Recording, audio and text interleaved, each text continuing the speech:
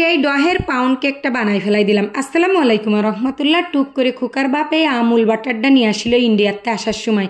আমি কইলাম নিয়ে আসতি, তা নিয়ে আইসে। তা মেলা দিন ধরে ফ্রিজে পড়ে রয়েছে, তা ভাবলাম এরে আজকে কাজে লাগাই। তাই এরে খুলে খাইলে নিয়ে একদম রুম টেম্পারেচারে আনিয়ে নিলাম।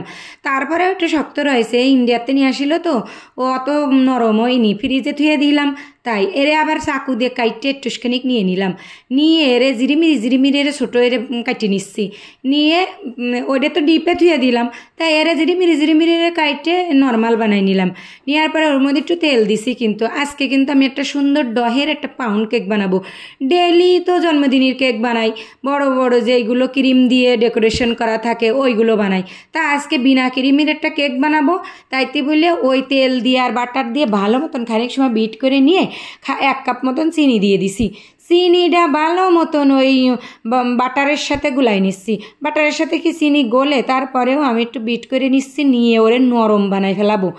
একদম বিট করতে করতে যে সময় একটু নরম হয়ে যাবে সেই সময় ডিম দেবো 2টো। আরে ওই ডিমের মধ্যে বাটারের মধ্যে চিনি ডিম সব একসাথে না দিলে চিনি গলে না।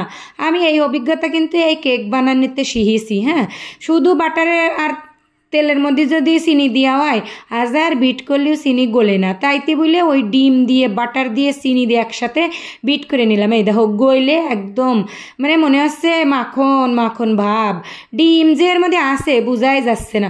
তা ভালো মতন এর আরও খানিক সময় বিট করে নিয়ে তারপরে এর কার্যকলাপ শুরু করব।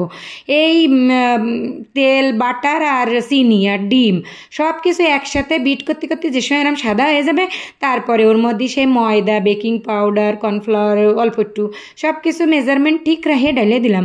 দেওয়ার পরে এইবার বিটার মেশিন দিয়ে ঘুরতেছি। কিন্তু হাতেও ঘুটা যাবে, কিন্তু বিটার মেশিন দিয়ে ঘুটলে কী হবে, একটু তাড়াতাড়ি হবে। আমার খোকার জন্য টিফিন বানাচ্ছি বুঝছাও। ও শুধু কবে আমারে ক্রিমালা কেক দাও। তা আমি কছি কি ডেলি তো ক্রিমালা কেক খাস, আজকে বিনা ক্রিমের একটা কেক বানাই দেখি, খাইয়ে দেখ তুই কিরাম লাগে। কাছে আচ্ছা ঠিক আছে, তা বানাই দাও, তাহলে আমি টিফিনে নিয়ে যাব।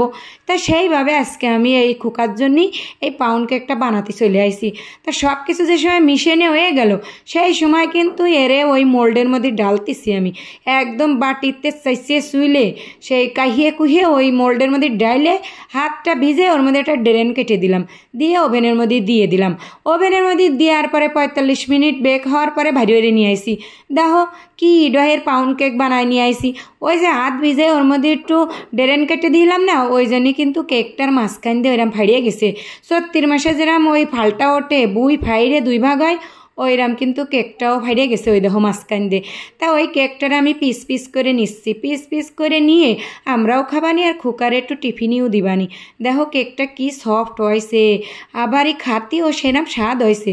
এর মধ্যে কিন্তু আমি দুধ দিলাম, চিনি দিলাম, ডিম দিছি, আবার বাটার দিছি। বাটার দিয়ে পাউন্ড কেক বানালে এত ডহেল লাগে তা মোটে কওয়ার মতন না।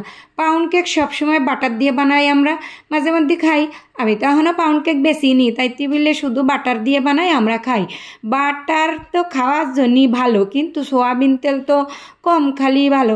তা খাওয়ার জিনিসই তো খাইয়েই ফেলবানি, নষ্ট কিন্তু করবো না কয়ে দিলাম।